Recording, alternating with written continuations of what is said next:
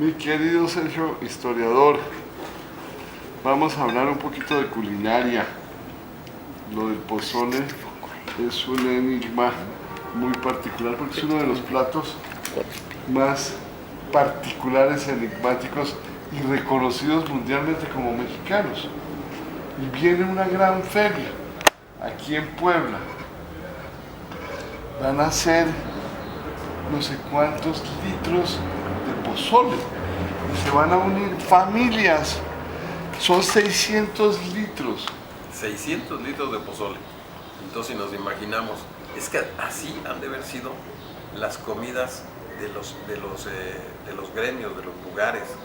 Esto es como si fuera una gran fiesta prehispánica.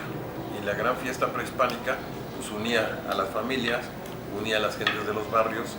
Aquí en Cholula, por ejemplo, y en la zona esta de Matamoros todavía, cuando el sacerdote, que hacía de haber sido en la época prehispánica, dice, va a haber una comida porque vamos a festejar algo, invita a todas las familias, invita a todos los barrios.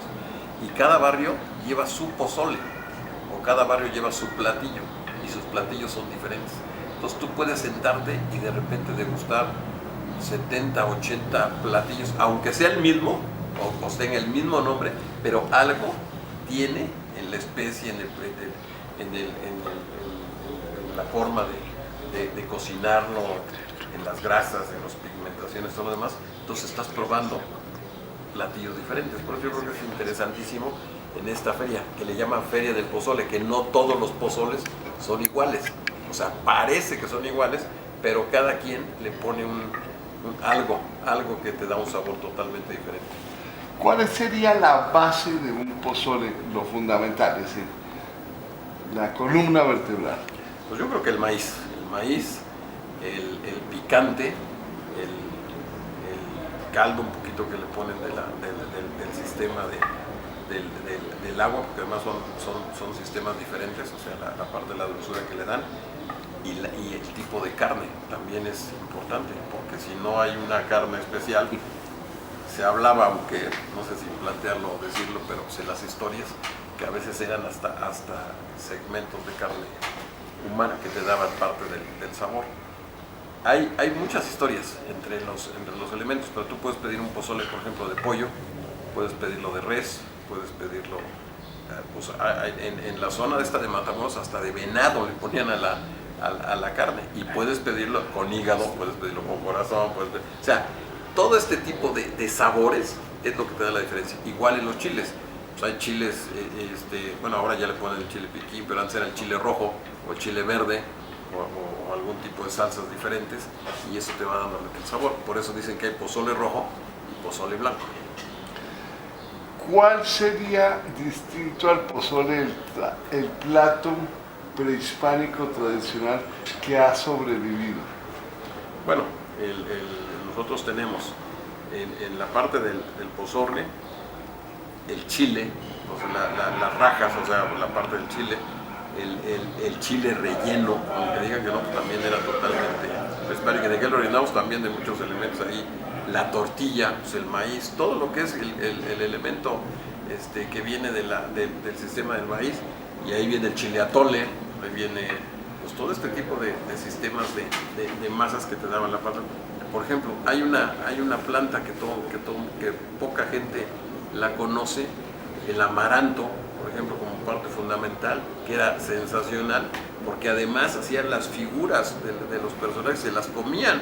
O sea, pues ahí ves un poco la mística esta de comerse.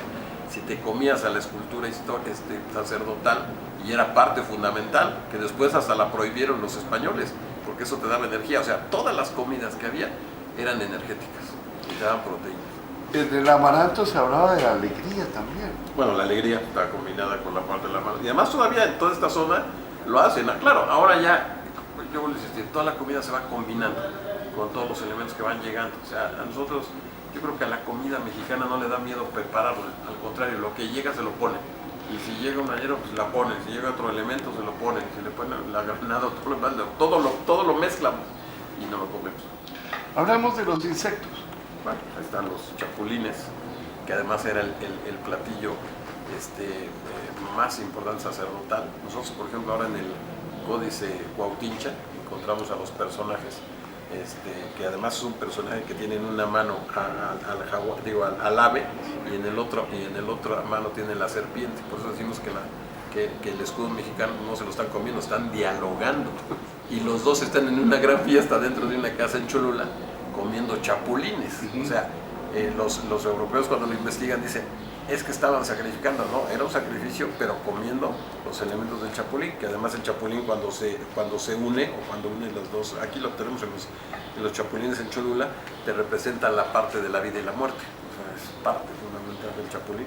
Las hormigas, bueno, aquí pues todo, la víbora, pues todo, en realidad todo lo que se movió un poco como los chinos, pero también los mexicanos, bueno, en la parte prehispánica, todo lo que en un momento no tenía elementos de vida, pues lo cocinabas y te lo comías, ¿no? Ha perdido auge estos tamales de ranas y ¿cómo se llaman los pescaditos pequeños? Los charales, ¿no? Había una serie de tamales muy originales que han dejado de aparecer. Sigue el de camarón vigente. Sigue el de camarón, pero sí yo creo que ha sido parte de la mística de que la gente, o de la cultura, podemos decir, que ha perdido ese tipo de tradiciones. Pero en algunos lugares de la sierra, por ejemplo, todavía te hacen los tamales de charales, o todavía te hacen tamales de víbora. O sea, yo vuelvo a decir, la masa la mezclan, la ponen con todos estos tipos de elementos y te lo comes. Y estamos hablando de lo que se mueve, pero lo que no se mueve también, es decir, de lo que es naturaleza, también se le ha encontrado en la cultura prehispánica toda clase de atributos, es decir, desde la hoja santa en adelante. Cuénteme un poco. Bueno, tú tienes, por ejemplo, la flor de calabaza, pues, la haces y además es un platillo riquísimo, riquísimo combinado con muchos elementos. Hay otro platillo también de la parte natural, bueno, pues la hoja del maíz, que además te sirve como elemento para poderlo... la panocha. La panocha, pues que es parte... como le dicen, ¿no? El molote, bueno, que es una parte como de la raíz, que es como tubérculo, que también se lo comían, lo freían. Casi todo sí lo cocinaban, eso sí hay que decirlo. No eran elementos que se comieran secos, sino el capulín, pues todavía hasta te lo comes.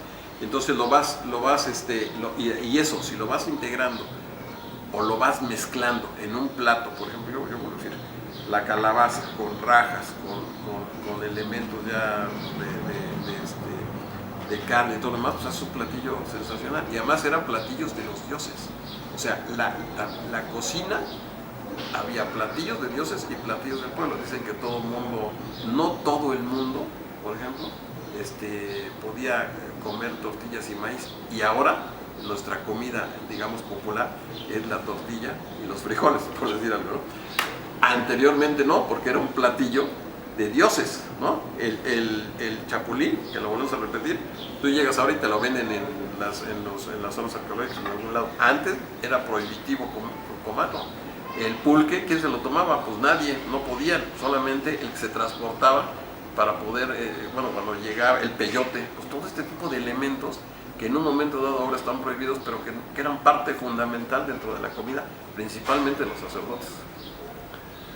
Hay un elemento que además era moneda y que además se lo tomaba Moctezuma, y todavía se pregunta uno qué clase de hígado tenía si se tomaba tal cantidad de chocolate. O sea, chocolate que además después ahí en Cacaxtla, por ejemplo, cuando se encuentra una pintura muy, muy interesante, muy, muy, muy padre, viene el señor viejo en el inframundo sembrando el maíz. En el Mitlán. Y la primera planta que se encuentra es el cacao. Y además el personaje que viene guiando toda esa exploración hacia la parte de la vida nueva, pues es el Quetzal. Entonces, ahí hay una mezcla tan interesante. Y la lluvia, que además empieza a caer cuando ya sale del inframundo, se empieza a mezclar con la tierra, entonces empieza a Quetzalcóatl y empiezan a hacer el maíz y las mazorcas del maíz en las caras humanas. Y entonces nosotros nos preguntamos, ¿por qué primero el cacao exactamente y por qué después el maíz? Porque el cacao era la moneda. Y entonces con la moneda podía, aquí sí, el que no puede comprar pues nunca va a tener nada, aunque tengas el privilegio y el gusto de poderlo hacer. Entonces es interesante. Además se convierten en los elementos más importantes dentro de la artesanía, sobre todo de los textileros. Es decir, todos los elementos que utilizaban desde antes de que llegasen los conquistadores tenían como inspiración al cacao, al maíz, al alacrán, a la lluvia. El alacrán, por ejemplo, el alacrán, nosotros decimos, ¿por qué el alacrán es un elemento de sacrificio? Pues es un elemento de sacrificio porque es el único animal que se mata para que te lo comas. Bueno, para que se lo coman sus hijos o la gente que procreó. O la señora. O la señora. Entonces tú cuando empiezas a ver en las pinturas murales el alacrán, pues ahí está. Y la mujer de Venus quiere decir que en las noches, ahora sí que podemos decir, en la noche o al principio de cuando sale la estrella, pues hacen una gran festividad del autosacrificio. Por eso viene el autosacrificio. Y viene, y si se come, pues vaya, pues es parte de la fiesta que hacen ellos. ¿No? Sí, eso va saliendo y lo vas recordando. No. además está dibujado. Tú estás dibujado en el Popol Vuh, estás dibujado en el Charamala y en las pinturas de Gajasla están los dibujos perfectamente bien definidos de toda esta tradición. Pero el cuidado, además en la cultura, con que estos elementos jugaban un papel fundamental, primero, y segundo, vas a las poblaciones y velo en las familias. En las familias, la gente que está en la mesa, que tú invitaste a comer, y las señoras, bueno, pues, porque así era, ni modo, están en un lugar especial, que es donde está la cocina, y ahí hacen la tortilla, y ahí están moliendo el mole. O sea, yo creo que hasta el mismo sabor del humo, ¿no? Es parte de que tú tengas ese interés de ir a la gran comilona, como dicen, ¿no? A la comida.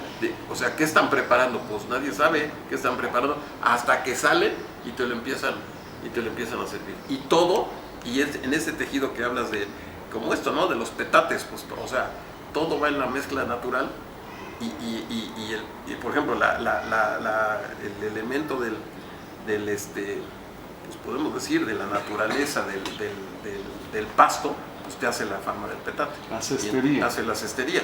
Y la cestería te la van sirviendo en todo lo demás. Bueno, hasta cuando te mueres, pues dicen, pues el petate del muerto, ¿no? Te ponen ahí, te enrollan y te vuelven a meter en la tierra para que te vuelvas a sembrar y para que vuelvas a cultivarla y para que vuelvan a salir los elementos de la vida. Pues así es parte fundamental de toda esta tradición. Y la barbacoa es un misterio, siempre está escondida.